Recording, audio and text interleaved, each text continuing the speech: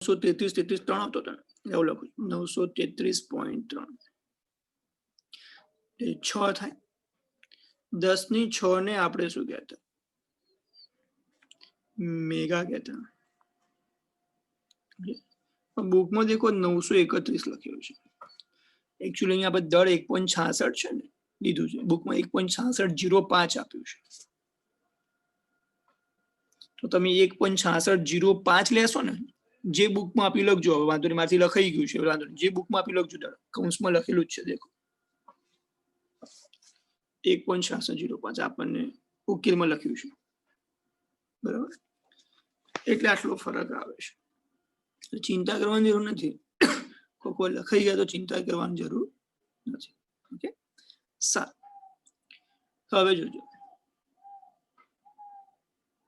Okay તો આપણી પાસે આટલી ઉર્જા આવી ઓકે આ ઈ ની કિંમત ઈ બરાબર શું હતું mc સ્ક્વેર હતું ને હા તો એમ દર આપણે કીધું હતું એક એટોમિક માસ યુનિટ ધાર્યું હતું સી સ્ક્વેર નીચે જાય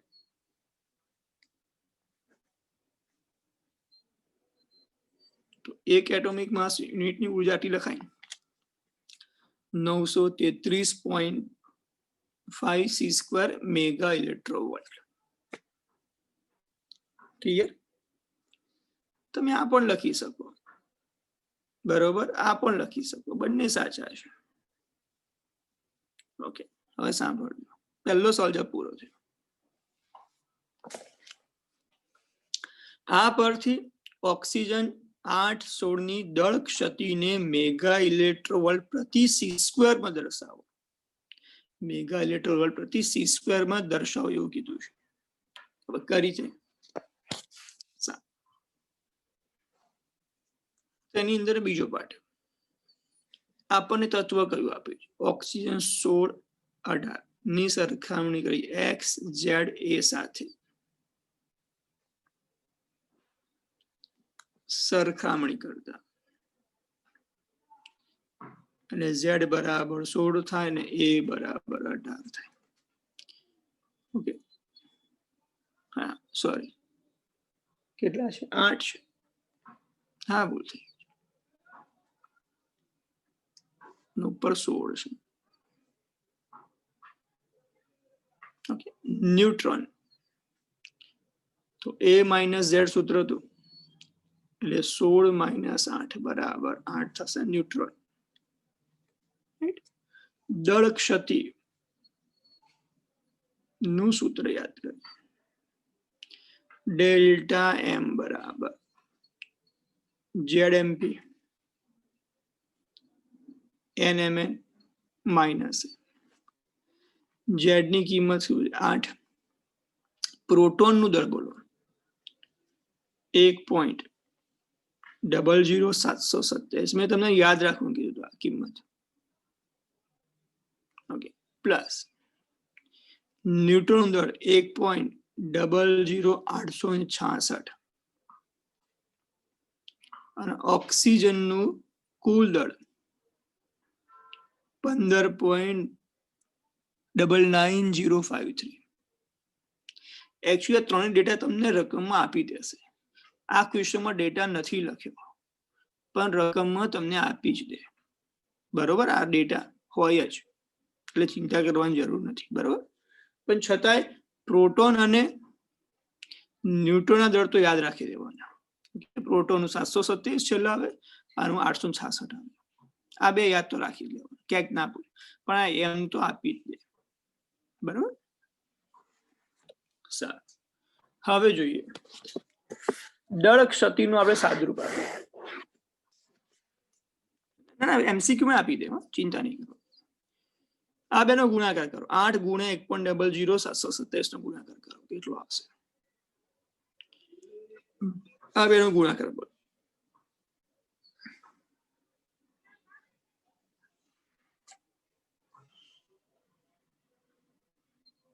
જેટલા આંકડા આવતા એટલા આંકડા બોલજો 8.05816 ઓકે પ્લસ હવે 8 ગુણ્યા 1.00866 નો કરો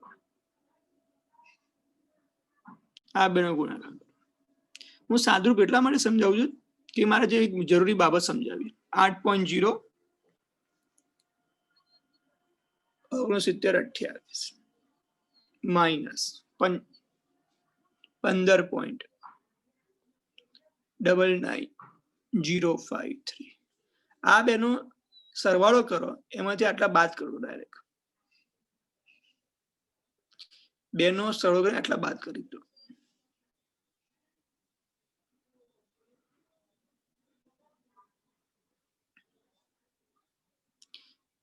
0.13651 આ બધા જ દળ એટોમિક માસ યુનિટમાં હતા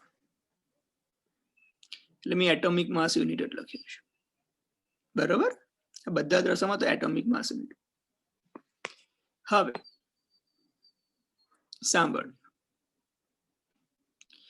આપણે એટોમિક માસ યુનિટને સમતુલ્ય શું શોધવાની છે આપણે દળ ક્ષતિને આ દળ ક્ષતિને સમ બતાવવાની છે મેગા ઇલેક્ટ્રોવોલ્ટ પ્રતિ તો દળ ક્ષતિ આ 0.3691 અને 1 એટોમિક માસ યુનિટ આવું અલગ લખી શકું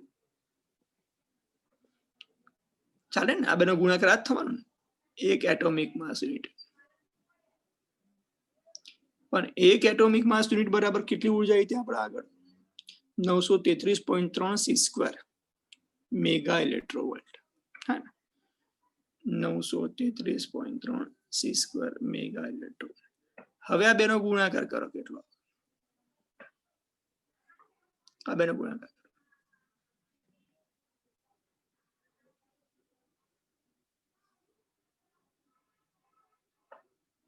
127.77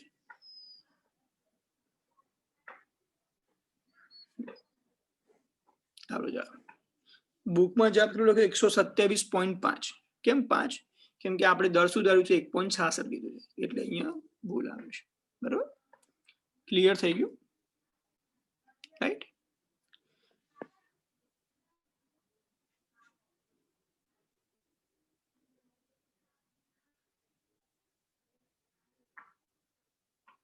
ક્લિયર સારું અહીંયા હું એક્સ્ટ્રા એક વસ્તુ સમજાવું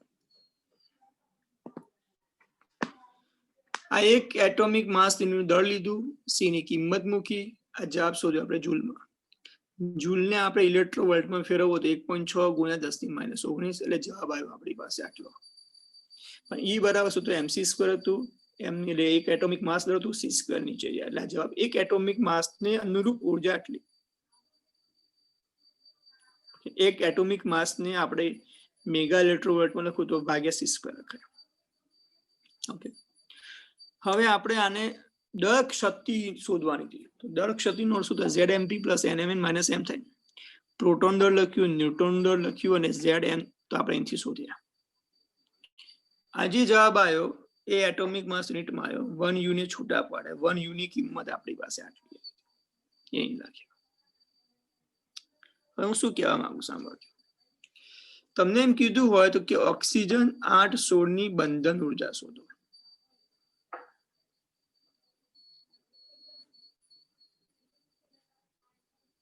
તો પ્રશ્ન પૂછ્યો તો તમે સૂત્ર શું લખો ડેલ્ટા mc² લખો આ ડેલ્ટા m ની કિંમત કેટલી આવી હતી આપણી પાસે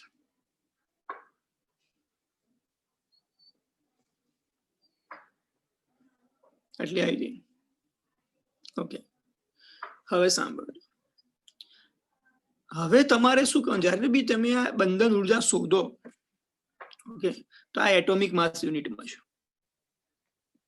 હા આ સમજ અહીંયા u * c².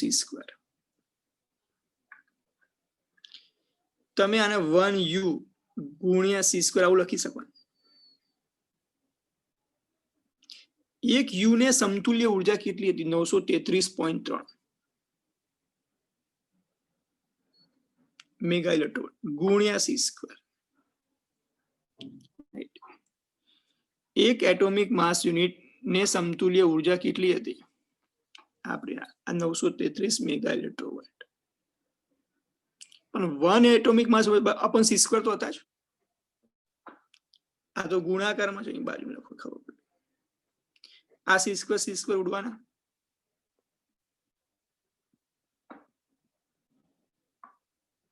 હવે જવાબ લખશો. હવે શું સમજાવું, જ્યારે પણ તમે બંધન ઉર્જા શોધો, દળ ક્ષતિ જે આવી જાય, સી સ્ક્વેર નો અર્થ તમારે શું સમજવાનો, ગુણ્યા 933.3. સી સ્ક્વેર નો અર્થ શું સમજવાનો, 933.3. સમજ પડી ના પડી? તમે આ સાદુરૂપ આપી પછી આ જ પદ આવ્યું ને. જ્યારે પણ બંધન ઉર્જા શોધો દળ ક્ષતિની કિંમત મૂકી દેવાની, જે શોધી હોય દળ ક્ષતિની કિંમત, ગુણ્યા ડાયરેક્ટ શું કરી દેવાના, એક એટોમિક માસ યુનિટની ઉર્જા. એક એટોમિક માસ યુનિટની ઉર્જા કેટલી હતી, 933.3, ગુણ્યા આટલા કરી દેવાના. સમજણ પડી ગઈ? ક્લિયર ને?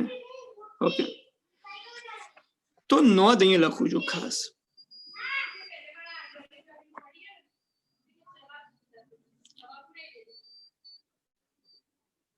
તો બંધન ઉર્જા માટે એક એટોમિક માસ યુનિટ છે,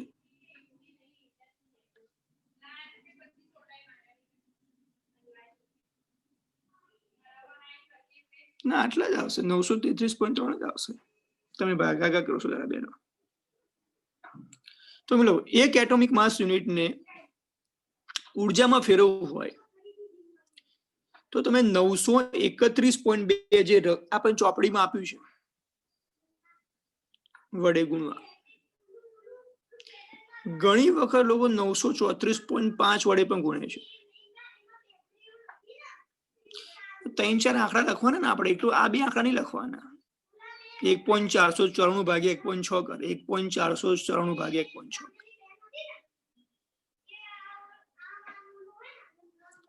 એક આંકડો નહીં લખવાનો, બે નહીં, 3-4 આંકડા લખવાના. ઘણા લોકો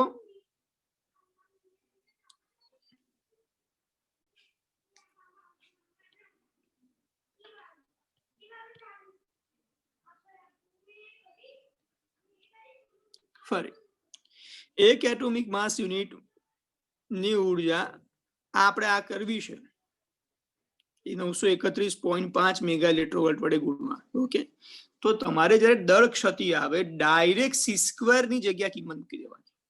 આ સાદુરૂપ આપવાની બેસો. ઓકે, એક દાખલો આવો સમજો તો તમને મગજમાં ઉતરી જશે. તમે બે આ બેનો ભાગાકાર કરજો, કેટલો આવે, 1.494 ભાગ્યા 1.6 કરજો, કેટલો આવે છે? આટલો જ આવે છે ને ભાઈ?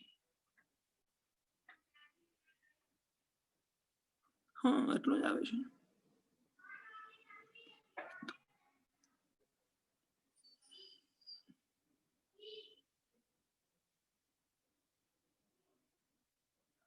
આ 1.66 વડે ના ભાગે, આ તો ઇલેક્ટ્રોવોલ્ટ છે, આ દળ નથી, આ ઉર્જા છે. 1 ઇલેક્ટ્રોવોલ્ટ બરાબર કેટલા જૂલ? 1.6. આ બરોબર, આ 1.6 છે, 1.66 નથી. આ તો જૂલનું ઇલેક્ટ્રોવોલ્ટની કિંમત છે, રાઈટ ને? એટલે આટલા જ આવશે, 0.9 નહીં આવે, 0.933 જ આવશે, 337 જે આવતો હોય, that's it. Okay, no problem.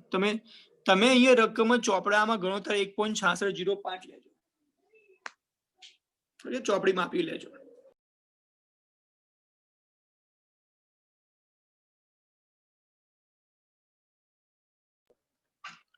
Okay, એટલે સમજણ પડી ગઈ આખો ક્વેશ્ચન.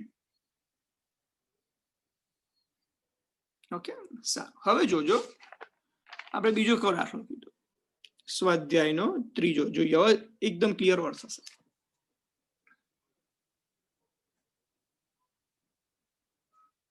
रकम देखिए,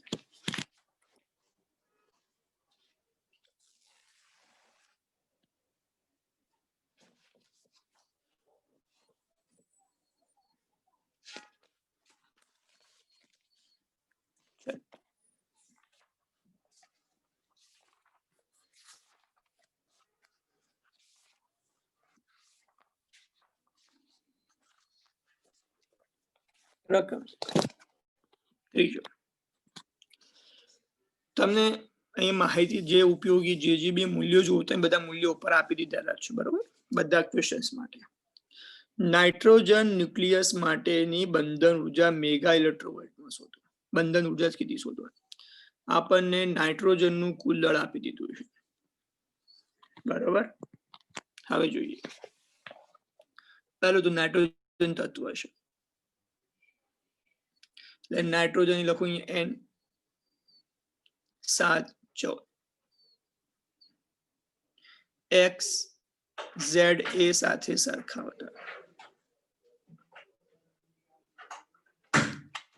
તો Z બરાબર 7 થાય અને A બરાબર 14 થાય. તો ન્યુટ્રોન શું થાય? A માઇનસ Z, 14 માઇનસ 7 બરાબર 7. રાઈટ? હવે નાઇટ્રોજનની આપણે બંધન ઉર્જા શોધવાની છે, દળ ક્ષતિ. તો નાઇટ્રોજનની દળ ક્ષતિ શું થાય? ડેલ્ટા એમ બરાબર સૂત્ર ZMP ZMN minus capital M. Z કેટલા? 7. પ્રોટોનનું દળ આપણને ખબર છે, ઉપર રકમ આપણને કહી દીધું છે. પ્રોટોન 1.007825 આપણને કહી દીધું છે. હા, 1.007825. ઓકે, આપણને કહી દીધું છે. હા, આપી દેશે, કોઈ ચિંતા આપે છે, ફરજિયાત, ચિંતા ના કરશો. ન્યુટ્રોન કેટલા આપે? 7. અને ના તો આ બે તો આપણે કીધા ને, 1.0077 કહો અને પેલું 866. ઓકે, 77 લખો કે 78 લખો, કોઈ ફરક પડવાનો નથી. 1.00 આનું તમને રકમ આપ્યું છે, આટલું આપ્યું છે, ઉપર આપેલું છે, દેખો ન્યુટ્રોનનું દળ, બરાબર, ઉપરની માહિતીમાં. ચલો, માઇનસ ન્યુટ્રોનનું દળ આપણને કેટલું આપ્યું છે રકમમાં? ન્યુક્લિયસ 14.00307. ચલો, આ બેનો ગુણાકાર કરો, કેટલો આવે મને કહો? 7.054775. ઓકે, આ બેનો ગુણાકાર કરો, કેટલો આવે? 7 તો આવશે. ચલો, આ બેનો ગુણાકાર કરો, 7.060655. આ બેનો સરળ કરો, બાદ બાકી આટલી કરો, કેટલી દળ ક્ષતિ? બેનો સરળ કરો, માઇનસ કરો, 0.11236 એટોમિક માસ યુનિટ, એટલે યુ લખીએ. તો હવે લખીએ નાઇટ્રોજનના ન્યુક્લિયસની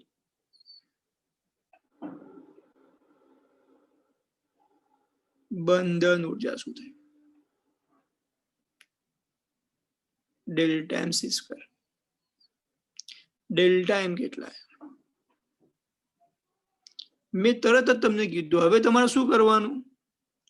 ગુણ્યા, આપણે તો ઉર્જા શોધવાની છે, તો C² નો અર્થ તમારે શું સમજ? 931.5 મેગા ઇલેક્ટ્રોવોલ્ટ. ડાયરેક્ટ ગુણી દેવા.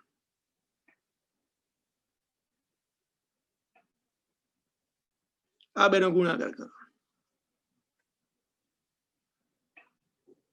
104.6633. બોલો, આવડે? સમજ? C² નો અર્થ તમારે સમજી લેવા. પણ આ કેવી રીતે આવ્યું એ મેં તમને સાબિતી સમજાવી. 1U છૂટા પડ્યા, C² એની કિંમત CC ઉડે એટલે જવાબ આવે. ઓકે, એક્સ્ટ્રા તમને એમ પૂછ્યું હોય કે નાઇટ્રોજનના ન્યુક્લિયોન દીઠ બંધન ઉર્જા કેટલી? આ એ જ છે. તમે જે 1.6605 લીધા ને, કોઈ 1.6 લેશે ને, 1.6 અહીંયા કિંમત, ત્યારે આ જવાબ આવે છે. ઓકે, પણ આપણને ટેક્સ્ટ બુકમાં, જૂની ટેક્સ્ટ બુકમાં લખતા હતા 934.5 લખતા હતા. ઓકે, એટલે આપણે આ આપ્યું છે. ઓકે, એટલે આપણે આ લખવાનું. ઓકે, તો ન્યુક્લિયોન દીઠ બંધન ઉર્જા કીધે શોધાય, તો આપણે એને પરમાણુ ભાર વડે ભાગવા પડે. તો ઈબી કેટલા હતા? 104.6633 ભાગ્યા એ કેટલા છે આપણી પાસે? ઓક્સિજનનો પરમાણુ ભાર હતો આપણી પાસે 14, તો 14 વડે ભાગ. આનો જવાબ કેટલો આવે? ઈબી અને ભૂલતા નહીં લખવાના. આનો ભાગાકાર કરો, કેટલો આવે? 7.475952 મેગા ઇલેક્ટ્રોવોલ્ટ પર ન્યુક્લિયોન. આવું લખી દો. આવડે? આવડશે ને? શોધતા આવડશે ને? તો સ્વાધ્યાયનો જે ચોથો દાખલો છે જાતે હોમવર્કમાં, સેમ ટુ સેમ, ખાલી અહીંયા તત્વ બે અલગ અલગ આપ્યા છે. પેલું આપ્યું છે Fe આપ્યું છે, બીજું આપ્યું છે Bi. ઓકે, પેલું આયન છે, બીજું બિસ્મથ છે. બે અલગ અલગ તત્વો છે, બરાબર. મેગા ઇલેક્ટ્રોવોલ્ટમાં શું? પેલા આની શોધવાની, સેમ દળ ક્ષતિ શોધવાની, પછી બંધનોની, પછી દળ ક્ષતિ શોધવાની, બંધનો. આવડશે ને?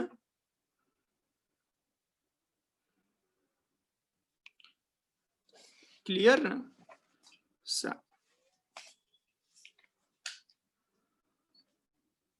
હવે 5મો દાખલો જો, જે હું ગણાવું છું, બરાબર. આપણી પાસે 3 4 5, ચોથો મેં હોમવર્કમાં, 5મો હું ગણાવું છું.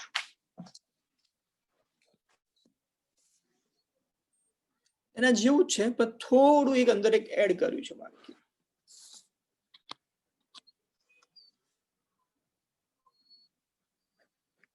સ્વાધ્યાયનો 5.